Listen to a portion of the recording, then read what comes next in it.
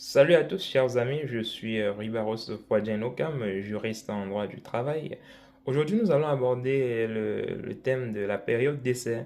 Alors, il y a eu un arrêt qui a été rendu par la Cour de cassation au sujet, en fait, de la période d'essai. Alors, avant d'entrer dans le vif, dans le fond de cet arrêt, il convient de définir ce que c'est que la période d'essai.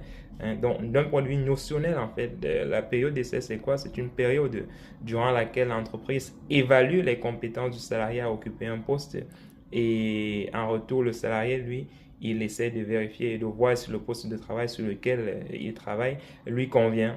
Est-ce que l'affinité, n'est-ce pas, qu'il a au sein de l'entreprise avec les autres employés lui permet de faire son travail correctement? Donc, c'est une période d'observation mutuelle entre les deux parties.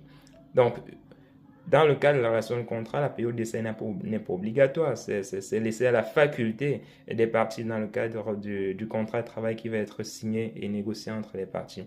Si le contrat de travail prévoit la période d'essai, il faudra bien évidemment faire cette période d'essai. Là, le salarié est tenu de faire la période d'essai.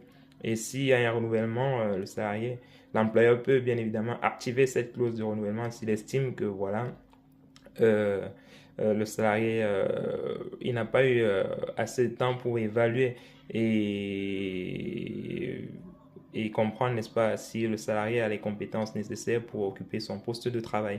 Voilà.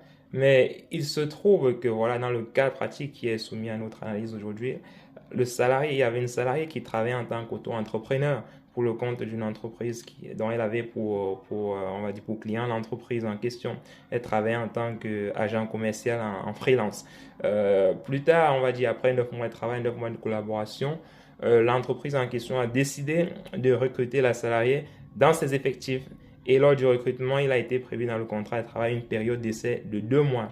Sauf qu'après un mois et demi de travail, de période d'essai, l'entreprise a décidé de mettre fin à la période d'essai de la salariée et cette dernière a décidé de saisir le conseil de prud'homme, n'est-ce pas, pour rupture ou abusive de période d'essai ou pour période d'essai abusive parce qu'elle estimait notamment que voilà, dans le cadre de sa relation contractuelle antérieure avec l'entreprise, l'employeur avait d'ailleurs la possibilité de vérifier qu'elle avait les compétences nécessaires pour occuper ce poste en question. Et donc, la période d'essai qui avait été indiquée dans le contrat de travail était selon elle abusive et donc le licenciement était sans cause réelle et sérieuse. La Cour de cassation, bon, quand ils sont arrivés à la Cour d'appel, la Cour d'appel a confirmé l'arrêt qui a été rendu par les juges du fond en faveur de l'employeur et la salariée elle a décidé de se pourvoir en cassation. Et devant la Cour de cassation, justement, l'employeur il a plaidé